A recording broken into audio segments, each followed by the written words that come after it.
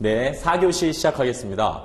여러분, 우리 간수사 시험이 이제 합격자 수가 상당히 적은 시험이잖아요. 그래서 다소 부담감을 갖고 시작하실 수가 있으실 텐데, 그 시험에서 떨어지는 경우도 있을 수 있습니다. 제가 처음부터 이런 부정적인 얘기를 지금 해서 조금 죄송스러운데요. 자, 제 수업을 들으시는 분들은요, 다 합격하실 거고요. 이번 1차에도요, 자, 대부분이 저한테 합격을 하셨다라고 기쁜 문자를 보내주셨습니다. 그래서 저도 아주 지금 기분이 좀 상기되어 있는 상태인데요. 여러분, 제가 생각하는 어떤 실패자는 이런 분 같습니다. 네. 자신이 가진 저력만큼 정말 최선을 다하지 않은 사람. 자, 그분이 실패자입니다, 진정으로. 네. 내가 가진 저력을, 열정을 다해서 자, 바쳤을 때, 네, 후회 없는 거죠. 네. 그래서 여러분들 지금 이제 3교시가 지금 끝났는데요, 무역영어. 제가 외울 것들에 대해서는 포인트들을 알려드리잖아요. 그런 걸 반복적으로 다시 한번 숙지하시면 반드시 여러분들께서는 합격하실 거라고 생각합니다. 네. 그래서, 다시 한번 3교시 때 한 내용이 뭐다? 네. 그 법리에 대한 얘기를 했죠. 자, 우리 통일할 필요성이 있었습니다. 당해 해당 거래 중국법으로서. 그거 뭐였죠? 두 가지. 법으로서 통일하는 것과 그다음에 규칙으로서 통일하는 것. 자, 법으로서 통일하는 것은 뭐였죠, 여러분? 네.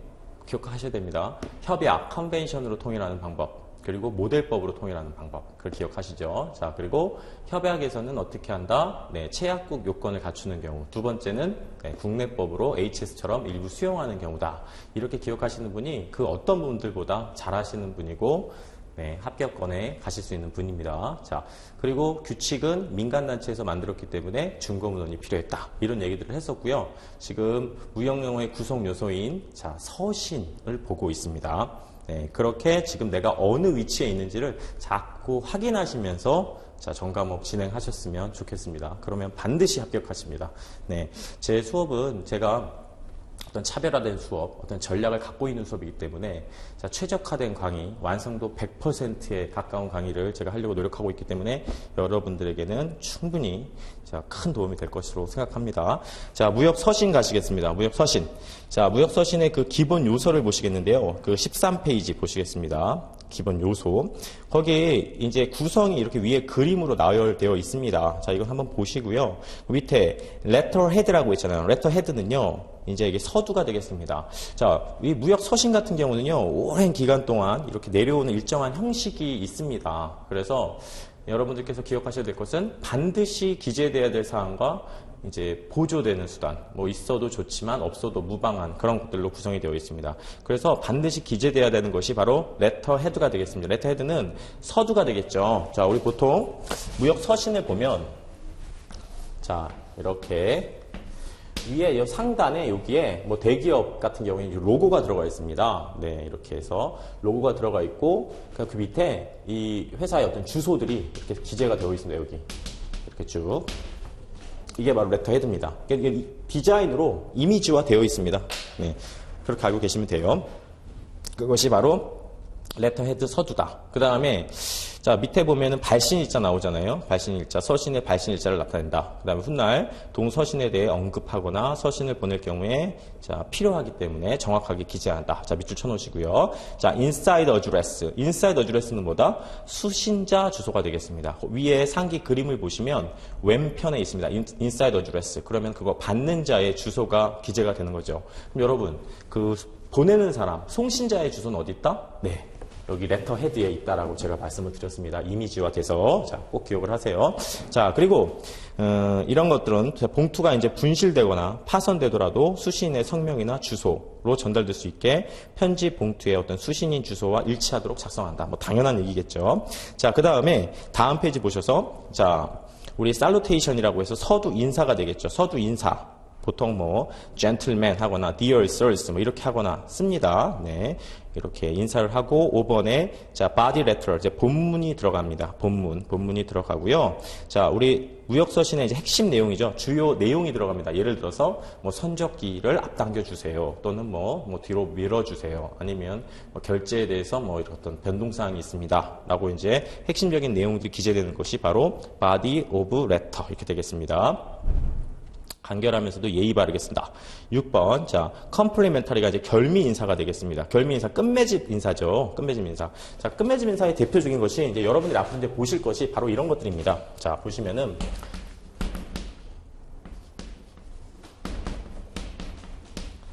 자, sincerely yours 또는 자, 뭐 이런 것들이 있습니다. faithfully 자, yours 자, 또는 자, truly yours. 자, 이런 것들이 이제 결미 인사가 되겠습니다. 이제 이들을요, 여러분, 이렇게, 자, 위치를 바꿔도 가능합니다. 자, yours truly 해도 되고, yours faithfully 해도 되고, 그 다음에 sincerely yours 해도 됩니다. 자, 이런 것이 바로 결미 인사가 되겠습니다. 이제 마지막에 하는 인사. 자, 그 다음에, 자, 7번에, 자, signature, 서명을 하게 되겠죠. 자, 무역서신에 대한 책임 소재 요건이 되겠습니다. 누가 작성했는지 이제 설명을 하게 되고요. 자, 여기까지가 이제 기본 요소가 되겠고요. 자, 그 다음에 무역서신의 보조 요소가 되겠습니다. 보조 요소는 밑에 보시면은 reference number는 뭐다? 이게 이제 참조 번호라는 뜻인데요. 이제 무역 서류를 이제 서류를 철할 때 찾기 쉽게 번호를 붙이는 겁니다. 이렇게 써놓으세요. 이제 찾기 쉽게 철할 때 쓰는 번호다. 이렇게 기억을 하시고 그 밑에 보면 자 attention line 이건 뭐다? 이제 참조인이죠. 그러니까 이게 뭐예요, 여러분? 그 예를 들어서 뭐 김대리한테 보낼 때 이게 지칭을 붙이는 거죠. 이제 특정 부서나 특정인한테 신속하게 전달하기 위해서 기재하는 란입니다. 뭐 김대리한테 보내주세요 할 때 그걸 기재를 하는 것이 되겠죠. 자, 그 다음에 3번에 보시면은 letter subject이라고 해서 이게 표제명입니다. 여러분 메일에도요 이렇게 제목이 들어가잖아요. 해당 글에 대한 제목, 제목이라고 생각하시면 됩니다. subject이 표제명. 자, 본문의 내용을 요약한 제목을 말하는 것 이렇게 기억하시고 4번에 보시면은 identification marks에서 관련자 번호가 되겠습니다. 관련자 약호. 그래서 이제 보통 뭐 홍길동 하면은 뭐 H, 자, 뭐 KD 뭐 이렇게 해서 서신자의 작성과 타이피스트의 이니셜을 표기함으로써 서신의 책임 소재를 식별하기 위한 거죠. 이건 별표 치셔야 됩니다. 이건 4번은 잘 보셔야 됩니다. 4번 별표. 자, 외부 회사로 이제 문서를 보낼 때 그 출처를 남기는 거죠. 누가 작성했는지. 그렇게 기억하시고, 그 밑에 보시면, enclosure 있죠. 그것도 별표 치셔야 됩니다. 5번. 4번, 5번 별표 치세요. 동복물이 될 텐데요. 동복물. 이제 자주 나오는 단어입니다, 이게. 서신과 함께 발송된 동복물을 표시한다. 동복물이 한 개이면, 자, ENCL. 이렇게 하고 여러 개면은 거기에다가 S를 붙이게 되는 겁니다. 복수형으로. 그렇게 기억하시면 되겠습니다. 단어를 좀 암기하세요. 자, enclosure, 동복물이 되겠죠. 그 다음에 밑에 보시면은 mail directions. 자, 우편 종별 표시. 자, 그래서 이제 우편 종별. 등기 우편이면은 registered mail. 자, registered 이게 등기 우편입니다. 거기 좀 밑줄 쳐 놓으시고요. 속달 우편이면 special delivery. 그 다음에 항공 우편이면은 자, air mail. 이렇게 하는 겁니다. 아셨죠? 자, 그래서 우리 이런 게 있습니다. 뭐 surface mail이라고 하는데 surface mail은 뭐다? 우리 표면을 타고 가는 거죠. 예를 들어서 뭐 육상이라든가 해상이라든가 뭐 이렇게 철도로 가는 것이 surface mail이 되겠고요. 자, 항공으로 가는 것은 air라고 합니다. by air. 자, 그리고 항상 통신이나 운송수단 앞에는 뭘 붙인다? by를 붙이게 됩니다. 자, 통신이나 자, 운송 이것들의 어떤 수단 앞에는 전체 다 뭘 붙인다? 자, by를 붙이게 됩니다. 아셨죠? 좀 기억을 하세요. 네. 자, 그리고 우리 carbon copy notations 이건 4번 배부처라고 하는데요. 이게 어떤 거냐면요. 여러분 이제 우리 먹지 아십니까? 먹지 이렇게 사본을 만들 때 이렇게 뒤에다가 뒷장에 대고서 이렇게 먹지로 쓰는 거 있지 않습니까? 그러니까 중요한 편지에 해당하는 경우에는 자, 그리고 먹지가 그게 이제 카본입니다. 그래서 먹지에서 나온 그 카본 복사라고 하는 거죠. 동일함을 식별해주기 위해서 사용하는 겁니다. 그렇게 기억하시고, 자, 우리 추신은 다 아시겠고요. 자, 그렇게 해서 기억하시면은 이제 무역서신의 이제 구성 요소는 이제 충분히 이제 되셨습니다, 여러분. 그렇게 기억을 하시고요. 자, 우리 15페이지에 이제 무역서신에 대한 내용이 좀 있습니다. 거기 보시면 맨 위에 자, 뭐 캐나다 트레이딩이라고 있습니다. 그것이 바로 뭐다? 자, 레터 헤드가 되겠고요. 밑에 왼편에 MBC, ABC 인터내셔널 하고서 주소가 나와 있죠. 이것이 뭐다? 인사이드 어드레스가 되겠죠. 이것은 수신자 주소가 되겠습니다. 오른쪽 끝에 이제 날짜가 기재되어 있고요. 쭉 해서 gentleman 해서 이제 인사도 있고 셀루테이션도 있고요. 자, 레터 subject. 자, subject은 제목이죠. 편지 제목은 뭐다? 실크 셔츠다. 뭐 이런 내용이 나오고요. 밑에 보면은 yours very truly 이렇게 나오죠. 제가 말씀드렸던 그 결미 인사가 나와입니다. 내용이 이제 나오고 이런 내용들은 앞으로 이제 계속 보실 겁니다. 저와 같이 제가 영어 해석하는 방법들에 대해서 설명을 좀 드릴 거니까 전혀 자, 부담 갖지 마시고 그 밑에 이제 뭐 서명도 들어가고요. 네, 추신도 들어가고 이렇게 해서 네. 우리 배부처까지 쭉 기억이 4번 배부처까지 다 있습니다. 네. 거기 동복물도 나오고요. 동복물은 뭐 카탈로그랑 가격표 이렇게 되어 있고요. 네. 그렇죠. 네. 관련자 약코도 되어 있고요. 자, JHMH 이렇게 되어 있습니다.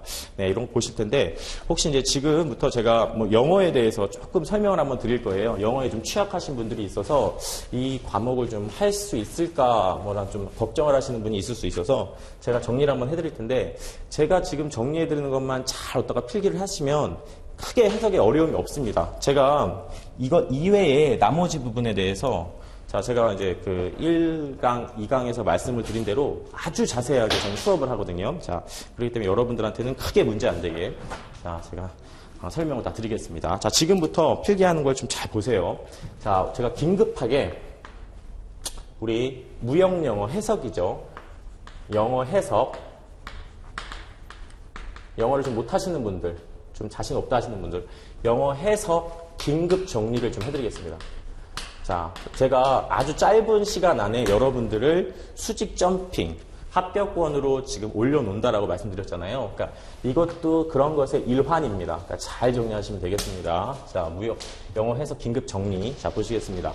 몇 가지를 좀 정리할 건데요. 우리 맨 앞에 있는 전치사가 안 붙어 있는 그 명사, 그것이 바로 주어가 됩니다. 여러분 꼭 기억하세요. 이 주어에는요, 총 몇 가지가 올 수 있냐면요, 8가지가 올 수 있습니다. 주어의 8가지 모양을 좀 기억하셔야 됩니다. 서신에서 우리가. 자, 그리고 협약이라든가 규칙에서 우리가 확인할 사항이기 때문에 기억하실게요. 자, 8가지 뭐다? 주어의 8가지. 지금부터 암기하겠습니다. 여러분 필기하세요. 첫 번째. 자, 주어란 맨 앞에 있는 전치사가 안 붙어 있는 명사예요. 만약에 전치사가 붙어 있다면 그것은 주어가 될 수 없죠. 주어가 될 수 없습니다. In the park 하면 공원에 서 있을 일 뿐이지 그 park는 앞에 in 때문에 주어로서의 역할을 못합니다. 그 다음 후에 나오는 단어가 주어가 됩니다. 명사가 주어가 되겠죠. 두 번째 누가 주어다? 대명사가 주어가 됩니다. 대명사. 세 번째 뭐가 주어가 된다? 자, 여러분 투부정사가 이렇게 맨 앞에 나온 경우 주어가 될 가능성이 아주 높습니다. 투부정사. 들어는 보셨죠. 그 다음에 ing. 뭐 동명사라고 하는데요. 그런 용어는 필요 없고 이런 것들이 나오면 주어가 될 수 있습니다. 자, 그리고 5번째. 이제는 이제 문장이 주어가 됩니다. 문장. 자, 문장. 대수로 시작하는 대문장이 있습니다. 대문장. 접속사 대시죠. 얘는 뭐뭐라는 것이라고 해석합니다. 뭐뭐라는 것. 꼭 기억하세요. 뭐뭐라는 것. 주어가 동사한다 라는 것. 네, 제가 다 나오는 것들을 지금 설명해 드리기 때문에 이것만 좀 아시면 됩니다. 6번. 자, 또 뭐가 있냐면 의문사가 있어요. 의문사 주어 동사. 의문사 다음에 주어가 없는 경우도 있는데요. 이런 거 있죠. 언제, 어디서, 누가, 무엇을, 왜. 그런 의문사 다음에 주어 동사가 나오면 자, 더 큰 문장 속에서 주어가 될 수 있습니다, 여러분. 자, 그 다음에 7번. 또 뭐가 있냐면요. what이라는 단어가 있어요. what이 여러분 아시는 분도 있으실 텐데 관계대명사라는 겁니다. 근데 지금 그런 얘기를 할 때가 아니고요. 긴급하게 빨리 해석을 정리해야 되기 때문에 하는 겁니다. 이 what도요. 자, 것이라고 해석하면 됩니다. 것, what 것. 주어가 동사하는 것. 아셨나요? 다시 합니다. 주어가 동사하는 것. 꼭 기억하셔야 됩니다. 네. 그리고 자, 8번 갑니다. 8번 가면 자, 맨 마지막으로 whether이라는 단어가 있습니다. whether 다음에 주어 동사가 나오면 자, 이렇게 해석을 해야 돼요. 주어가 동사하는지 안 하는지, 뭐뭐인지 아닌지.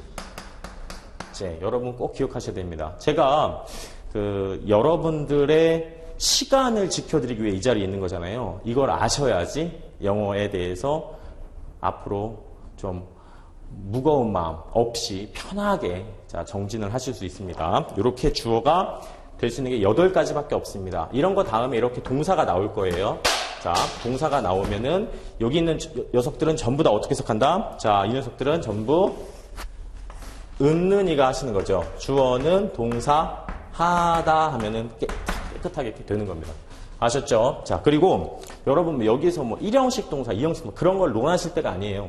네. 그러니까 동사는 그냥 하다라고 가세요. 아셨죠? 네. 뭐 1형식부터 5형식까지 있다. 뭐 이런 것들은 뭐 고등학교 때 할 일이고요. 지금은 그런 거 필요 없습니다. 해석만 정확하게 의미 파악만 하시면 되는 거예요. 네. 협약이라든가 규칙이 상당히 어렵습니다, 여러분. 문장도 만연체인 경우도 있고. 그래서 제가 이렇게 설명해 드리는 거예요. 두 번째 또 기억하실 게 뭐냐면 이제 주어가 이렇게 나옵니다. 주어가 나오고 제가 항상 처음에 설명해 드려요. 영어에 자신감이 없으신 분들이 계셔서 주어 다음에 동사가 바로 나오면 좋을 텐데 주어와 동사 사이에서 자 이들의 거리를 벌려놓는 녀석들이 있어요. 그래서 앞에 있는 주어를 이렇게 뒤에서 꾸미는 자 뒤에서 꾸민다고 해서 후치수식어라고 해요. 자, 한번 따라하세요. 후치수식어. 저는 이렇게 좀 친절한 강사입니다. 다 해드리는 자 후치수식어. 여러분들은 그냥 필기하시고 기억하시면 됩니다. 뒤에서 꾸며주는 녀석들. 그게 뭐가 있다? 자 대표적인 거예요. 전치사 플러스 명사예요.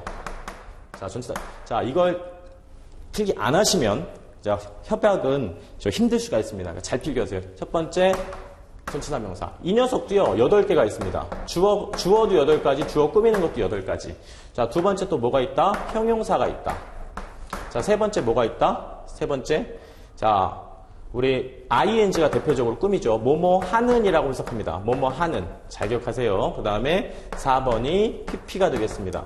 뭐뭐 된, 뭐뭐 진 이렇게 해석하는 거죠. 그러니까 예를 들어서 이 두 개 한번 예 들어보겠습니다. 자 여기에 자 샘플이 있습니다. 샘플. 그러면은 여기에 pp가 오는 거죠. 센트 해서 보내진 샘플. 아시겠습니까? 꼭 그렇게 하셔야 됩니다. 네. ing는 뭐뭐 하는이고 pp는 뭐뭐 된 뭐뭐 진. 그리고 5번 또 뭐 있을까요? 여기에 관계대명사가 나옵니다. who 또는 which. 이 정도는 아셔야 됩니다. 사람일 때 who고 사물일 때 which. 이런 건 생각하지 마시고요. 이 정도까지는 아세요. 이 다음에 주어 동사나 또는 뭐 동사가 나옵니다. 이렇게. 자 그러면 자 주어가 동사하는 안명사 이렇게 해석하셔야 됩니다. 다 보이시죠? 6번. 자 요거 말고 where이라는 게 있습니다. where, when, 뭐 관계 부사라고 하죠. 이런 거 다음에 누가 나온다? 주어, 동사가 나옵니다. 그래서 주어가 동사하는 앞 장소, where이면 장소고요. when이면 시간입니다. why도 나올 수 있어요. why는 이유가 되겠고요. 이유. 네, 이유. 자, 그 다음에 자 7번. 네, 여기다 쓰면 좋았을 텐데 투부정사도 꾸밉니다. 명사 다음에 투부정사가 나오면 꾸며주죠. 네, 꾸며줍니다. 예를 들어서 자 컴퓨터 다음에 to use 하면 사용할 컴퓨터가 됩니다. 아셨죠? 그 다음에 8번 마지막으로 동격이 나옵니다. 동격. 그러니까 안명사 다음에 뭐 쉼표를 찍거나 대을 찍어서 즉 하는 거죠. 그러니까 예를 들어서 자, 몇 월 며칠자 샘플 즉 그것이 누가 보낸 것인데 할 때 이렇게 보충 설명할 때 동격의 어떤 표현이 들어갑니다. 이 8가지를 여러분 꼭 숙지를 하세요. 8가지. 자 어렵지 않으시죠? 자 그 다음에 또 기억하실 것이 이제 앞으로 이제 이런 것 좀 기억하세요. 투부정사가 이렇게 나와요. 그 다음에 또 ing가 나와요. 근데 이 ing가 투부정사가 이렇게 앞에 있는 녀석을 꾸미는 경우가 아닌 자 어떤 명사를 뒤에 이렇게 동반하고 있습니다. 동반하고 있으면 여러분도 이거 연결성을 못 갖고 계시거든요. 자 이게 이렇게 수식하는 관계가 아니라면 이 ing와 이 투부정사는 자 뒤에 있는 명사와 어떤 관계다? 그냥 이렇게만 해석하시면 돼요. 그냥 을을이라고 처리하세요. 을을. 자, 왜 그러냐면 이 투부정사나 이 ing가 아직도 몸속에 동사의 피를 가지고 있습니다. 그래서 대부분이 타동사가 와요. 그래서 을을이라고 해석하시면 무방하다. 네. 자, 제가 또 앞으로 계속 알려드릴 거예요. 자, 예를 들어서 나는 만난다 하고 마침표 딱 끝나면 이거 문장 어색한 겁니다. 나는 만난다. 이상하잖아요. 제가 여러분들한테 저는 만납니다. 뭐 집에 가요. 그러면은 이상하죠. 상황이. 자, 만나는 대상이 와야 됩니다. 예를 들어서, 누구를 만난다? 예를 들면 뭐, 아이유를 만난다. 자, 제가 그냥, 지금 듣고 온 노래가 아이유라서 아이유 예를 들었습니다. 나는 아이유를 만난다 했습니다. 그런데 이 문장이 바뀝니다. I want to로. I want to meet. 예를 하나 드는 겁니다. 자, 이렇게 투부정사로 바뀌었어요. 바뀌었죠? 자, 그럼 어떻게 된다? 바뀌어도 끝나면 안 됩니다. 이렇게. 나는 만나고 싶어요. 하고 제가 아무 말을 하지 않아요.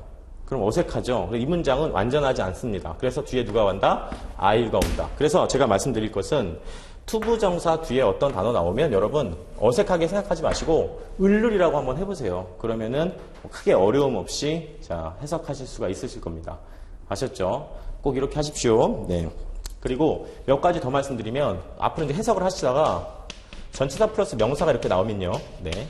어떻게 한다? 이렇게 묶어주면 됩니다. 아셨죠? 묶어주시면 되고, 자, 또, 있어도 좋지만 없어도 되는 부수적인 녀석이 있어요. 부사. 특히 뭐 ly가 붙은 녀석들이 있죠. 이런 경우도 이렇게 묶어주시면 네, 충분히 해석할 수 있습니다. 뭐 요 정도만 기억하셔도, 이렇게 한 5가지 정도만 기억하셔도 영어에서 크게 문제가 없습니다. 제가 수업을 하다가 이건 수식어입니다. 이건 주어입니다. 말해도 여러분들이 이렇게 기억만 하고 계신다면 어색하지 않게끔 자, 이해하실 수가 있어요. 네, 이런 과정이 이제 먼저 없었다면 어렵죠, 내용이. 그러니까 필기 다 하시고 정확하게 숙지하시기 바랍니다. 네. 됐습니다. 네. 그래서, 이제 뒷페이지를 이제 넘겨보시면 뭐 여러 가지 표현들이 나와 있어요. 네. 요런 것들은요, 여러분 제가 따로 한번 정리를 해드릴 텐데요. 자, 지금 시간 관계상 주요 표현 한번 보면 상황법 유형영어 표현. 그래서 시작 인사를 할 때부터 해서 쭉 나와 있습니다. 이거 가볍게 한번 보시고요. 제가 중요한 것들은 자, 차후에 한번 본 수업 때 정리해드리겠습니다. 제가 영어를 조금 좀 잘 설명해 드리는 편이라서 제 수업을 들으시는 분들은 그 법리에 대한 부분 정확하게 이해하시고요. 2차 때도 크게 문제 없이 자, 완벽하게 기술 나오시고 하실 수 있으실 겁니다. 네. 정리 잘 하시고요. 2차에 가면 우리 그 법리가 상당히 어렵습니다. 그 1차 때도 물론 되게 어려운 내용까지 제가 다 알려드리거든요. 제 수업의 일단 방침은요. 본 수업 시간에 이렇게 아주 쉬운 것부터 최고 난이도 내용까지 완벽한 정리를 하는 겁니다. 자, 그렇게 정리를 해드리기 때문에 일단 필기도 좀 많고요. 여러분들이 제 수업을 듣고 나면 아, 공부 좀 하는 것 같다라는 생각이 드실 겁니다. 그래서 자, 기초부터 자, 최고 난이도까지 다 정리한다. 그래서 지금부터 그 어떤 분이든지 시작하실 수 있습니다. 누구나. 네. 자, 열심히 좀 하십시오. 네. 그래서 쭉 이런 표현들은 넘어가시고요. 자, 다음에 한번 기회 되면 정리해 드릴 겁니다. 문제 풀면서도 정리할 거고요. 네, 쭉 넘어가십시오. 한두 문제가 출제되고 있기 때문에 네, 쭉 가셔서 뒤에 넘기시면 이제 무역 서류에 대한 얘기가 나와요. 3대 소스 중에서 하나인 서류가 나오는데요. 보시겠습니다. 자, 서류 한번 정리해 드릴게요. 여러분들께서는 요걸 한번 다시 또 메모를 한번 하실게요. 네. 자, 하나의 거래를 성사시키고 이행하기까지에는 많은 서류가 필요하다. 그리고 이 대부분이 어떻게 돼 있다? 여러분, 정형화가 되어 있다. 정형화가 되어 있다. 이렇게 기억하시면 되겠습니다. 무역계약의 성립에서 이행에 이르기까지의 주요한 서류를 살펴보면 다음과 같다. 자, 이렇게 기억하시죠? 자, 우리 판서를 좀 하시고요. 좀 중요한 서류에 대해서 한번 보시겠습니다. 지금부터. 이제 이게 교재 제가, 본 수업 교재는 있고요. 자, 여기 지금 프리스쿨 교재는 없습니다. 그 이유가 뭐냐면 여러분들 한번 써보시라는 취지로 자, 제가 넣지 않았습니다. 자꾸 제가 쓰는 연습, 써야 익숙하게 되고 체화된다고 말씀드렸죠. 체화라는 것은 자, 양질의 컨텐츠를 거듭 반복해서 자신의 것으로 만드는 과정입니다. 자, 그래서 여러분들께서는 제가 이 보여드리는 것을 자, 한번 써보세요. 네, 영문까지. 한 번도 안 써보시는 분이 있으셔서 제가 한번 처음에는 써보시길 좀 바랍니다. 네, 그래서 보시면 자, 우리 성립 과정에서는 이런 서류들이 쓰입니다. 자, 더 있을 수 있는데 대표적입니다. 이것들이. 네. 그래서 뭐가 있다? 보시면 가격표가 있습니다. 이제 고시된 가격이죠. 이 정도 가격으로 판매가 된다. 그리고 견적서. 이 견적서는 이런 거죠. 고시된 가격이 있는데 이제 외부 견적서입니다. 당신한테는 이 정도 가격으로 제시하겠습니다. 라고 하는 거죠. 그리고 이제 무역회사 다니시는 분은 이제 내부 견적서도 또 따로 있습니다. 네. 그 다음에 청약서. 이 청약서는 굉장히 중요한 거죠. 청약서. 자, 제가 2교시 때 말씀드렸습니다. 청약서는 뭐다? 자, 계약을 성립시키고자 하는 청약자가 바라는 확정적인 의사표시였습니다. 자, 그래서 청약서. 굉장히 중요한 거죠. 네, 계약을 성립시키고자 하는 피청약자가 피청약자에게 바라는 자, 서류가 되겠습니다. 꼭 기억하시고, 주문서는 이제 구매자 입장에서 사용이 되는 거죠. 그리고 저 판매 확인서라는 게 있습니다. 판매 확인서는 뭐냐면요, 여러분. 자, 이런 거죠. 우리 매도인이요, 이렇게 두 부를 작성합니다. 자, 똑같은 걸 두 부를 판매 확인서를 작성해서 각각 서명을 하죠. 여기에 서명을 하고 여기에 서명을 해서 두 부를 보내요. 보내면 그것을 받는 상대방이 자, 그자도 여기다 서명을 하게 되는 거죠. 여기다 서명을 해요. 서명을 해서 한 분은 자신이 보관하고 자, 하나는 다시 한번 되보내는 자, 이런 양식으로 지금 실무에서 사용이 되는데 어떤 말 그대로 판매 확인서입니다. 판매를 확인해주는 누가 작성한다? 매도자가 작성한다. 그리고 구매 주문서 같은 경우에는 뭐다? 네, 이것은 이제 구매자 입장에서 판매 확인서 메커니즘으로 자, 움직이는 그런 서류가 되겠습니다. PO라고 하는데요. 우리 관세사 실무에서는 굉장히 중요합니다. PO. 꼭 기억하세요. PO. 관세사 실무에서 중요한 서류. 일단 구매 주문서구나. 자, 우리 영어가 상당히 지금 생소하실 수 있기 때문에 PO 하면은 구매 주문서구나, 펄체스 오더구나 이렇게 기억하세요. 네, 구매자 입장에서 전달하는 서류다 기억하시고 일반 무역 조건 협정서라는 게 있습니다. 이건 뭐냐면요, 이제 앞으로 배우실 건데요.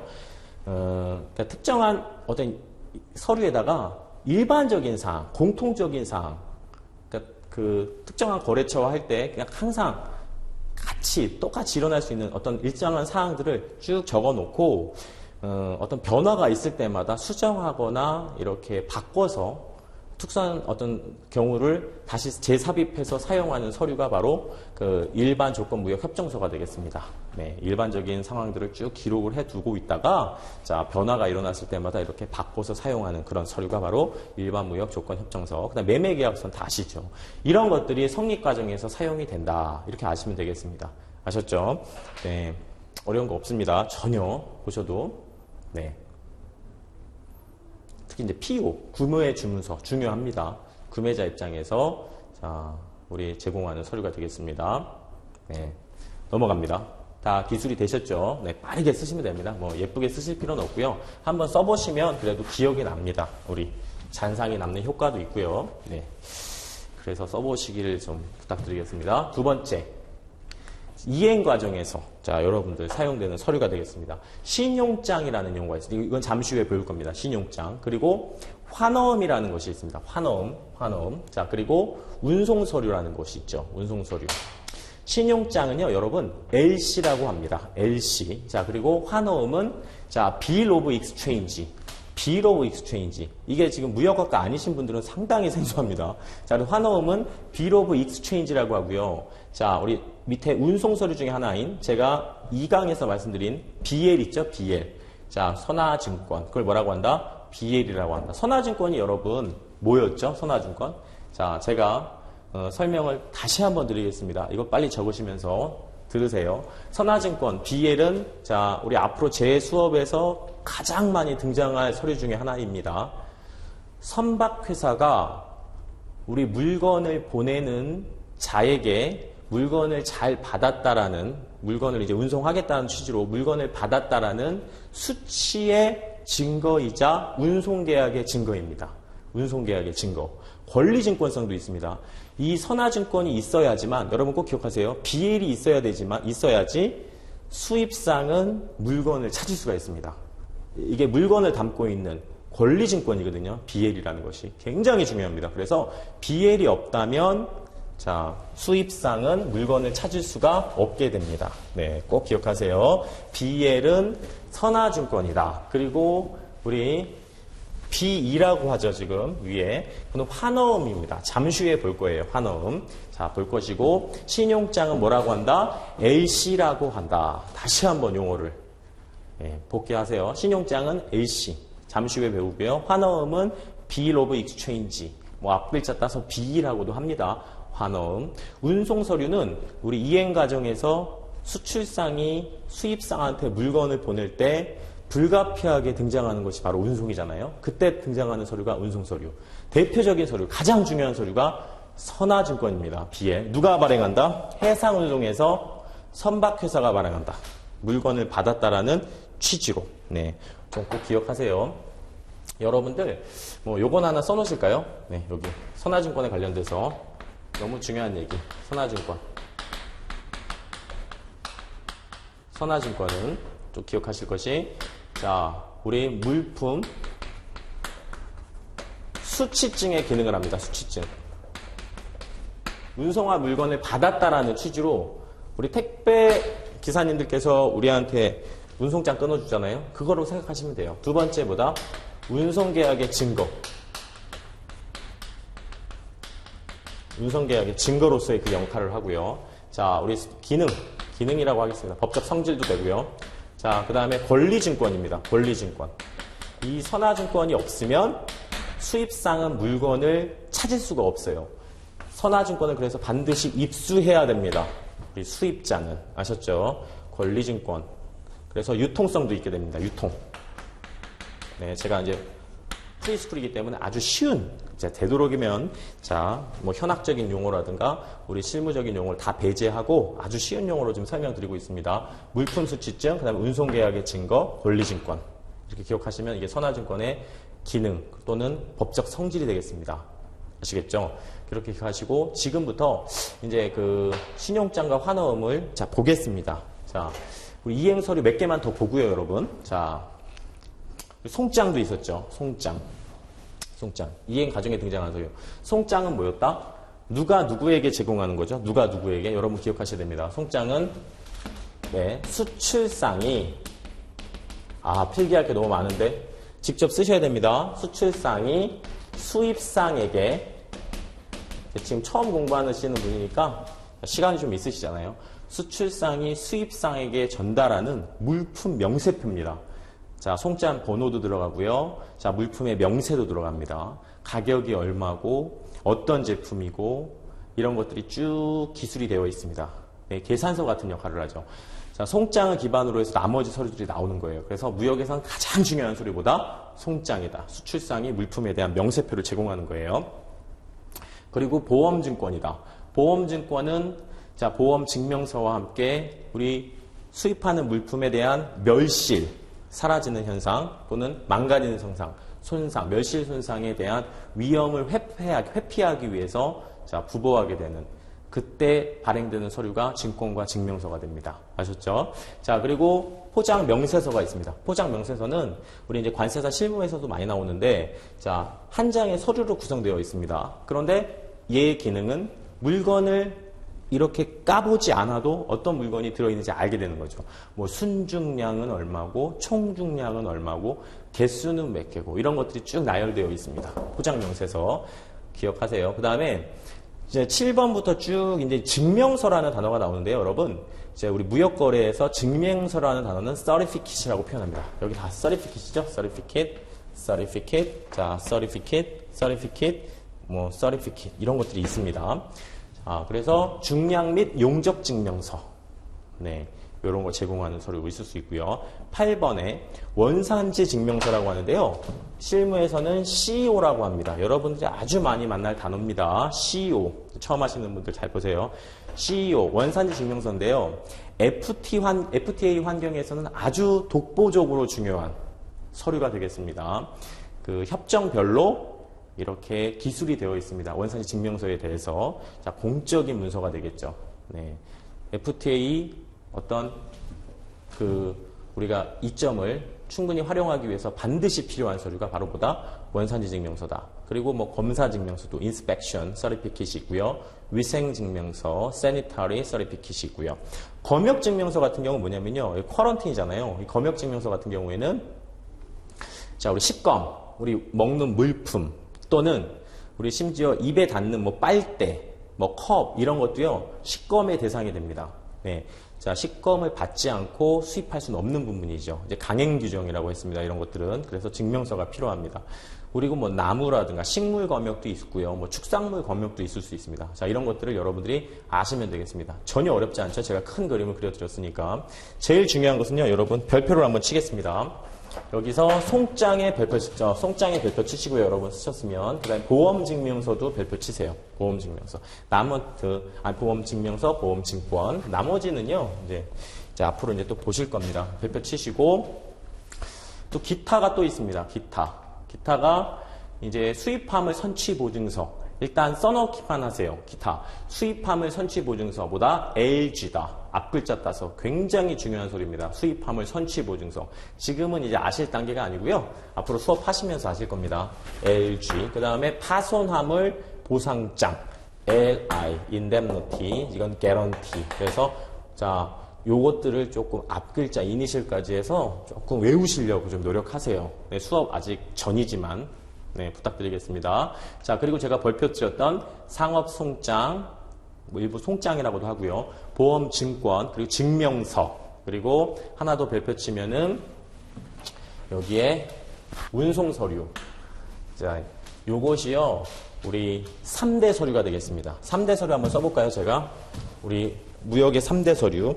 다시 한번. 무역의 3대 서류. 송장. 1번 송장. 2번 뭐다? 운송 서류. 운송 서류 중에 대표적인 게 뭐라고요, 여러분? BL. BL은 뭐다? 또 반복. 선박회사가 물건을 수취했다라는 증거, 운송계약의 증거로서 우리 발급하는 서류, 그게 바로 BL. 세 번째 뭐다? 보험 서류. 네, 이렇게 기억하시면 완벽하십니다. 무역의 3대 서류. 이렇게 자, 크게 정리하시면 돼요. 아셨죠? 그리고 그에 못지않게 이제 중요한 것이 이제 신용장이라는 용어, 그리고 환어음이라는 용어가 상당히 중요한데요, 여러분. 그거에 대해서 한번 지금부터 정리해 보도록 하겠습니다. 특히 요 신용장과 환어음이 중요합니다. 네. 환어음을 먼저 알게 되면 신용장도 이제 쉽게 이해하실 수 있거든요. 자, 보시겠습니다. 환어음부터 보시겠습니다. 네, 보시겠습니다. 어음에는 이제 두 가지가 있어요, 여러분. 자, 어음엔 두 가지. 교재엔 없지만 여러분 적으시라는 취지로 제가 갖고 온 거예요. 어음엔 두 가지. 약속어음이라는 것이 있고 환어음이라는 것이 있습니다. 약속어음은 promissory note라고 합니다. 그리고 아까 환어음은 뭐였다? bill of exchange였다. 그쵸? 기억하시죠? 약속어음은 여러분 혹시 아실 수도 있는데 누가 발행하는 거죠? 약속어음은? 네, 약속어음은 채무자가 발행하는 겁니다. 채무자. 예를 들면 이런 거죠. 내가 지금은 돈이 없는데 3개월 후에 꼭 줄게요 라는 취지로 발행하는 것이 바로 약속어음입니다. 지금 약속서라고 하죠. 누구한테 발행한다? 돈을 갚아야 할 채무자가 채권자한테 발행하는 거죠. 그래서 순환 방식입니다. 당연히 돈은 채무자에게서 채권자에게로 가는 게 맞잖아요. 그래서 이게 순환 방식, 올바른 방향, 순방향이라고 해서 순환 방식이라고 합니다. 쉽게 이해하세요. 그럼 환어음은 뭐다? bill of exchange는 이건 지급 위탁서라고도 하고 다른 말로 하면 지급 명령서라고도 합니다. 여러분 같이 쓰세요. 지급 명령서. 자, 지급 명령서. 이건 누구한테 발행한다? 채권자가 채무자에게 발행한다. 네, 요까지 하시고 잠깐만 요거부터 하겠습니다. 우리 약속어음이라는 것이 무역거래에서 사용될 수 있을까요? 그거부터 살펴보겠습니다. 자, 약속어음이라는 건 누구한테? 채무자가 채권자한테 주는 서류입니다. 돈 주겠다라는 취지로. 그런데 예를 들어서 제가 이제 계속 휴대폰 판매상인데 아프리카에 있는 자, 어떤 거래처에게 휴대폰을 이제 수출했습니다. 그런데 그 자가 저한테 약속어음을 주면서 한 1년 또는 뭐 6개월 있다가 드리겠습니다 라고 해서 약속어음을 저한테 발행해 주었어요. 그러면 그거 믿을 수 있나요? 그자가 갑자기 사라질 수도 있잖아요. 저한테 약속어음만 끊어주고. 그래서 무역거래에서는 그런 위험성 때문에 사용될 수가 없습니다. 아셨죠? 약속어음은 사용될 수 없다. 꼭 기억하시고. 그럼 뭐가 사용된다? 바로 환어음이 사용된다. bill of exchange. 자, 이건 누구한테? 채권자가 채무자한테 발행하는 겁니다. 그래서 역환 방식이라고 해요. 원래 돈 줄 자가 자, 돈 받을 자한테 이렇게 가는 거잖아요, 방향이. 그런데 이번에는 돈 받을 자가 야, 돈 줘! 라고 취지로 발행하는 것이 바로 역환 방식. 그래서 지급 명령서입니다. 꼭 기억하세요. 지급 명령서. 그래서 추심환이라고 하는데 채권자가 징수해 오는 방식을 뭐라고 한다? 한 번만 따라해 보세요. 추심이라고 합니다. 추심. 그때 사용되는 자, 어음 추심환이 되겠고요. 어음 발행인이 지급인에 대해서 이게 환어음이 뭐다? 여기 좀 따라해 보세요. 어음 발행인. 어음을 발행한 사람이 누구다? 채권자가 지급인에 대해서 그러니까 즉 돈을 갚아야 될 자에게 자, 채권 금액을 소지인 등에게 자, 이런 용어들이 좀 어려울 수 있어요. 자, 나중에 자세히 배울 겁니다. 뭐 소지인 등에게 이 환어음을 자, 쥐고 있는 자에게 무조건적으로 지불할 것을 위탁하는 요식이라는 건 자, 일정한 정형화된 양식이 있다라는 겁니다. 그걸 벗어날 수 없는 요식 유가증권입니다. 유가증권은요, 자, 우리 가격이 담겨 있다는 얘기죠. 쉽게 말해서. 그 다음에 유통증권. 유통도 됩니다. 네, 뭐 사고 팔 수 있어요. 자, 그렇게 기억을 하셔야 돼요. 환어음은 그러니까 기본적으로 무역거래에서 사용되는 것이다. 약속어음은 무역거래에 사용되기 어렵다. 자, 위험하기 때문에. 그래서 환어음이 뭔지는 지금 가볍게 살펴봤고요. 우리 환어음 발행하는 채권자가 자, 지급인에게 무조건적으로 소지인 등에게 돈을 주라는 취지로 발행하는 서류가 되겠습니다. 그게 바로 환어음, 지급 명령서죠. 이렇게 이해하세요. 자, 그 다음에 지금부터 제가 추심에 대한 얘기를 조금 설명드릴게요. 네, 어떻게 추심이 일어나는지. 추심은 돈을 받아오는 행위입니다. 잘 보세요. 거래의 안정성이 약속어음보다 훨씬 확보가 되죠. 약속어음은 무역거래에서 사용될 수 없다라고 제가 거듭 말씀드렸어요. 우리 두 당사자가 셀러와 바이어, 이건 매매계약에서의 당사자죠. 우리 매매계약을 체결했습니다. 자, 어렵지 않죠? 체결이 됐습니다. 체결이 되면 셀러는 어떤 의무를 갖게 된다? 쌍무에서 물건을 인도해야 되는, 계약 합치하는 물건을 인도해야 되는 의무를 갖게 되죠. 자, 그래서 물건을 지금 보냈습니다. 선적을 했어요. 선적이라는 건 물건을 실어서 보냈다라는 거죠. 선적을 지금 이행했어요. 선적 이행을 하고 나서 우리 셀러는 돈을 받아내야 되잖아요. 채권자가 됩니다. 돈을 받아야 돼. 물건 보냈기 때문에. 그러면 이 셀러에는 어떤 걸 발행하죠? 약속어음 발행하나요? 환어음 발행하나요? 그렇죠. 환어음을 발행합니다. 환어음을 발행해서 자, 은행에 제시를 합니다. 은행에. 잘 보세요. 환어음을 발행합니다. 돈을 받고자 하는 채권자가 발행하는 어음. 환어음 발행했는데 자, 환어음만 제시하는 것이 아니라 여러분 선적 서류 중에 대표적인 아까 배우셨죠? 선박회사가 물건을 받았다는 증거로 발행해주는 서류보다 그렇죠. BL이죠. BL, 그건 권리증권입니다. 물건의 권리성을 담고 있는 거예요. 자, 그래서 그런 운송 서류를 같이 첨부합니다. 운송 서류를. 첨부해서 은행에 제시해요. 이 운송 서류와 환어음이 같이 가는 건 뭐라고 하냐면 여러분 화환어음이라고 합니다. 따라해보세요. 화환어음. 화자가 뭐다? 물품 화자예요. 그래서 물건이 같이 간다는 얘기가 아니라 물건의 권리를 담은 서류가 같이 간다는 거예요. 은행에. 그래서 이 은행이 받아서 자, 상대국 은행에 전달을 합니다. 아셨죠? 은행을 통해서 일어나는 거예요. 이게 전부 다. 자, 그래서 그 수입국 은행이요. 자, 이 서류들을요. 제시합니다. 이렇게. 야, 이런 서류가 왔다. 지금 화환어음이 왔는데 어떻게 할 거니? 그러면 제가 아까 말씀드렸죠. 바이어는요. BL이 없으면 운송 서류가 없으면 물건을 찾을 수가 없습니다. 본인이 수입자이지만 운송 서류 없이는 찾을 수 없기 때문에 반드시 입수를 해야 돼요. 그래서 어떻게 입수를 하느냐? 이걸 잘 보세요. 제시했을 때 추심 거래에서는요. 두 가지를 할 수 있습니다. 두 가지. 나중에 자세히 배우실 텐데 제시된 서류에 대해서 지급을 합니다. 돈을 주는 거죠. 그럼 서류 줍니다. 은행에서. 그렇죠? 돈을 지급하거나 그냥 희기만 해도 돼요. 인수라는 행위를 합니다. 나중에 배웁니다. 인수라는 행위를 해서 자, 서류를 취하게 되고 우리 운송사에 가서 물건을 취하게 되는 거죠. 자, 이런 메커니즘입니다. 아셨죠?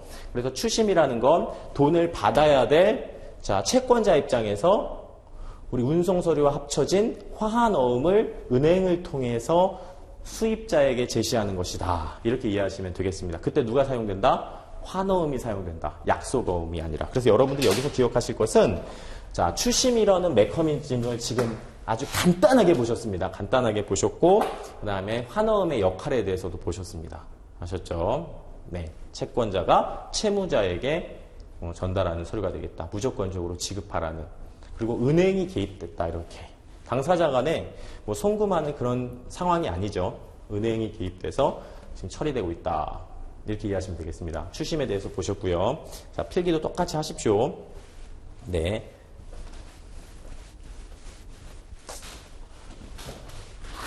어렵지 않습니다. 자, 그리고 이번에는 자, 환어음 보셨으니까 신용장 한번 보셔야 돼요. 이 관세사에서는 자, 정말 중요하게 제가 강조하는 서류가 되겠습니다. 신용장. 자, 신용장에 대해서 지금부터 알아보겠습니다. 여러분, 필기도 잘 하시고 설명을 이제 곱씹으시면서 꼭 복습하세요. 신용장은 일단 요 정의를 기억하셔야 돼요. 신용장 하면 뭐다? 개설은행의 조건부 지급합약이다. 자, 무슨 말씀인지는 전혀 모르셔도 됩니다. 지금 현재는 개설은행의 조건부 지급합약. 자, 이게 바로 신용장. 보세요. 자, 수출상과 수입상이요, 매매계약을 체결했습니다. 매매계약을 체결했어요. 체결하고, 수출상은 어떤 의무가 있다? 물건을, 계약과 일치하는 물건을 인도할 의무. 수입상은 어떤 의무 있다? 대금 결제할 의무가 있다. 여기까지 아시죠? 그런데 이럴 수가 있습니다. 우리 무역거래에서는요, 수출상에게 이런 위험이 있어요. 크레딧 리스크. 이것이 뭐냐면, 물건을 보냈으나 상대가 대금 결제해주지 않는 위험. 그걸 신용위험이라고 합니다. 신용위험. 자, 꼭 기억하세요. 신용위험. 물건을 보냈으나 대금 결제를 받지 못하는 위험. 그게 바로 크레딧 리스크라고 합니다. 아셨죠? 그리고 이제 수입상 입장에서는 또 어떤 위험이 있냐면요. 대금을 결제했지만 우리 자신의 계약과 일치하지 않는 물건이 올 때가 있어요. 뭐 돌멩이가 상자에 포장돼서 오는 경우도 있을 수 있죠. 그것을 멀컨틸 리스크라고 합니다. 멀컨틸 리스크. 그것을 상품 위험이라고 합니다. 네, 이런 위험 등이 무역거래엔 존재하는 거예요. 자, 이런 위험 등을 회피하기 위해서, 물론 나중에 자세히 배우면 이 수입상의 상품 위험에 대해서는 우리 논할 얘기가 따로 있습니다. 근데 지금은 자, 기본적으로 이런 신용 위험이라든가 상품 위험을 회피하기 위해서 신용장이라는 것을 사용해요. 신용장은 뭐냐면 원래 매매 계약에서 돈을 지급해야 될 자는 누구죠? 수입상입니다. 돈을 줘야 될 자는 수입상인데, 채무자는 수입상인데, 매매 계약상 채무자는 수입상인데, 신용장 메커니즘에서는 누가 된다? 요 은행이 됩니다. 자, 이 은행을 뭐라고 하냐면 여러분, 이슈잉 뱅크라고 해요. 이슈잉 뱅크. 잘 보세요. 이슈잉 뱅크. 개설은행이라고 합니다. 개설은행. 이슈가 개설한다는 뜻이에요, 여러분. 개설은행이 주채무자가 되는 겁니다. 특이하죠? 돈 줄 자가 수입상이 아니라 은행이래요. 그게 바로 신용장입니다. 이런 게 왜 필요한다? 수출상이 돈 못 받을 위험, 즉 신용위험을 회피하기 위해서입니다. 아셨죠? 우리 신용장 관계에서는요, 이름이 바뀌어요. 뭐라고 바뀌냐면요, 여기 수출상의 이름이 뭐라고 바뀐다? 잘 기억하세요. 베네피셔리가 돼요. 베네피셔리. 자, 베네피셔리. 자, 베네피셔리가 되고요. 자, 여기 수입상은 뭐가 된다? 애플리컨트가 됩니다. 이름이 바뀌죠. 네, 이렇게 좀 기억을 하세요. 자, 그 다음에 요 왜 애플리컨트냐면요, 매매 계약이 체결되고 당해 거래에서 결제 방법을 뭐로 하자? 네, 신용장으로 하자라고 결정을 하면 이 수입상이요, 당해 거래은행에게 신용장 개설을 의뢰하게 됩니다. 신용장 좀 개설해 주세요 라고 개설을 의뢰하게 됩니다. 의뢰해요. 그래서 의뢰를 해서 은행이 오케이 해서 개설을 하면 그 은행이 개설은행이 되겠고요. 자, 개설이 되는 그 순간 이제 주채무자는 바뀌게 되어 있습니다. 어떻게? 수입상이 아니라 신용장이 개설되는 그 순간 이쪽이 주채무자가 되는 거예요. 이걸 꼭 기억하세요. 은행이 주채무자. 물론 수입상을 지금 못 믿어서가 아니에요. 수입상이 뭐 명성도 있는 회사이고 그다음에 자금력도 탄탄한 회사일 수 있지만 이럴 수 있습니다. 이제 거래 과정 중에 수입상이 예상치 못한 어떤 부도를 맞는다거나 뭐 파산하는 경우가 있었지 않겠습니까? 그래서 자, 우리 수입상보다 조금 안정성 있는 은행을 택한 거죠. 이 신용장 거래는. 그래서 은행을 택해서 은행이 주채무자가 되는 그런 상황입니다, 여러분. 자, 아시겠죠? 그래서 개설 의뢰하면 신용장이 개설이 되는 그 순간 주채무자는 은행이 된다. 요 개설은행이다. 아셨죠? 그래서 신용장의 우리 주된 당사자는 요 은행과 여러분, 요 수입상은 배제하는 겁니다. 수출상이 주 당사자입니다. 아셨죠? 꼭 기억하세요. 수입상은 매매계약의 당사자지 신용장 당사자는 아니에요. 이건 기타 당사자예요. 네, 이 둘의 관계입니다. 아셨죠? 주채무자가 은행이 되니까 신용장 개설하는 그 순간. 자, 그래서 신용장이 개설이 되면 우리 수출국의 은행에게 신용장을 자, 우리 송부합니다. 신용장을 송부해요. 정확하게 기억하셔야 돼요. 송부해서 자, 수출국에 있는 은행이 수출상에게 신용장 왔어요 라고 통보해줘요. 그 은행을 뭐라고 하냐면 여러분, 통지은행이라고 합니다. 이 은행을 통지은행. 그래서 어드바이싱. 자, 어드바이싱 뱅크, 통지한다고 해서 어드바이싱 뱅크라고 합니다. 통지은행. 통지해줍니다. 통지. 자, 통지를 해줄 때 왜 은행을 거치냐면요. 자, 저 은행이요. 정말 개설은행이 개설한 것이 맞는지 그 문면상 진정성, 그 신용장의 진정성을 확인하는 역할을 합니다. 뭐 사기로 오는 경우도 있잖아요. 요즘에는 신용장이 스위프트라고 해서 은행 간 금융전산망을 통해서 옵니다. 그래서 은행을 통해서 자, 정말 온전한 신용장인지 사기 신용장이 아닌지 확인하고 전달이 됩니다. 아셨죠? 이렇게 전달이 되면 똑같습니다. 수출상은 어떻게 한다? 전달받은 신용장을 보고 물건을 선적하게 됩니다. 이렇게 선적을 하게 되죠. 선적을 하게 되고 선적할 때 나오는 서류가 뭐예요, 여러분? 운송 서류죠. 그 비엘과 같은 운송 서류를 자, 누구와 함께? 환어음과 함께 은행에 제시를 합니다. 여기선 여러 가지 은행이 등장해요. 뭐 지급은행도 등장하고 매입은행도 등장하고 인수은행도 등장할 수 있는데 그건 나중에 배울 일이고요. 여하튼 은행에 제시를 합니다. 이렇게 제시를 하게 되죠. 제시를 하면 은행이 그것을 검토해서 자, 우리 개설은행한테 전달을 해요. 그럼 개설은행이 그 서류들을 보고 수출상이 보낸 서류들, 그러니까 환어음, 돈 받고자 하는 환어음, 그리고 운송 서류 등을 검토를 합니다. 은행이 심사를 하죠. 서류로만 물건은 못 봐요. 지금 이미 떠났기 때문에 자, 물건 보는 게 아닙니다. 은행에서는 서류로만 온전히 서류로만 검토를 해서 일치하면 일치하는 것을 조건으로 해서 돈을 주는 겁니다. 아셨죠? 그래서 개설은행이 서류의 일치성을 통해서 조건부로 돈을 준다. 얘가 주채무자다 해서 개설은행의 조건부 지급하격이다. 이런 얘기죠. 일치하지 않으면 돈을 주지 않습니다. 아셨죠? 여러분 꼭 기억하셔야 됩니다. 다시 한번 이 메커니즘을 정리해 드릴게요. 자, 매매계약 체결된다. 그럼 수출상은 이름이 뭐가 된다? 베네피셔리가 된다. 베네피셔리가 된다. 베네피셔리가 되고 자, 우리 수입상은 뭐가 된다? 애플리컨트가 된다. 우리 수출상은 돈을 못 받을 크레딧 리스크. 자, 신용 위험이 있을 수 있는데 수입상이 아닌 은행을 택했다. 주채무자로서 그걸 좀 기억을 하셔야 돼요. 안정성이 있는. 그래서 신용장 개설 의뢰하고 수입상이 개설 의뢰하면 이제 뭐 담보 등을 제공합니다. 담보 등을 제공하고 수수료 다 줄 거 다 줍니다.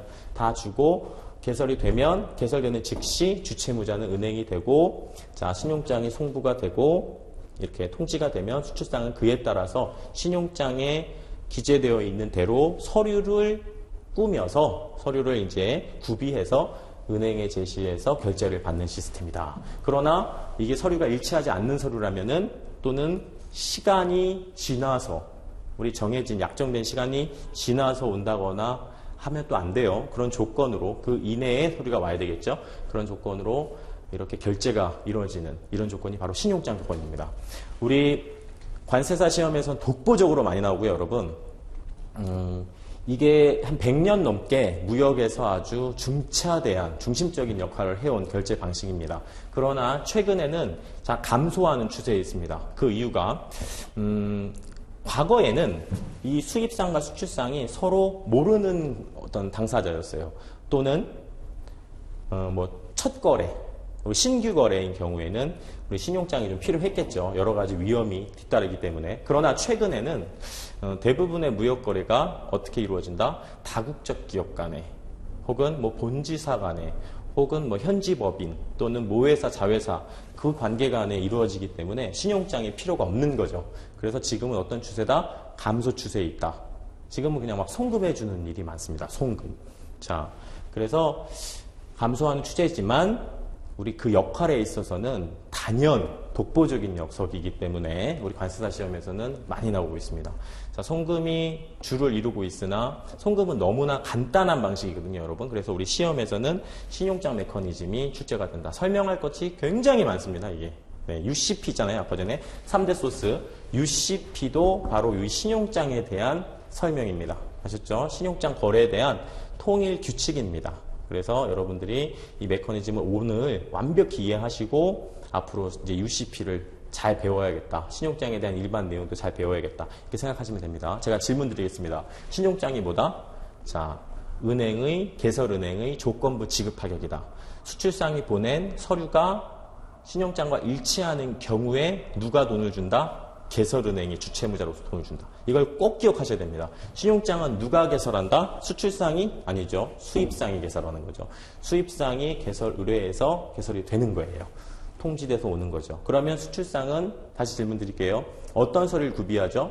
대표적인 서류가 바로 방금 배웠던 환어음. 그리고 또 하나 뭐죠?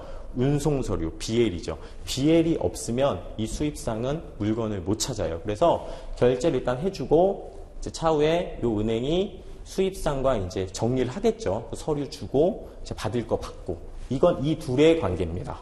신용장에서는 이 둘의 관계고요. 수출상과 개설은행. 이렇게 이해하시면 되겠습니다. 이제 완벽하십니다. 이해하시죠?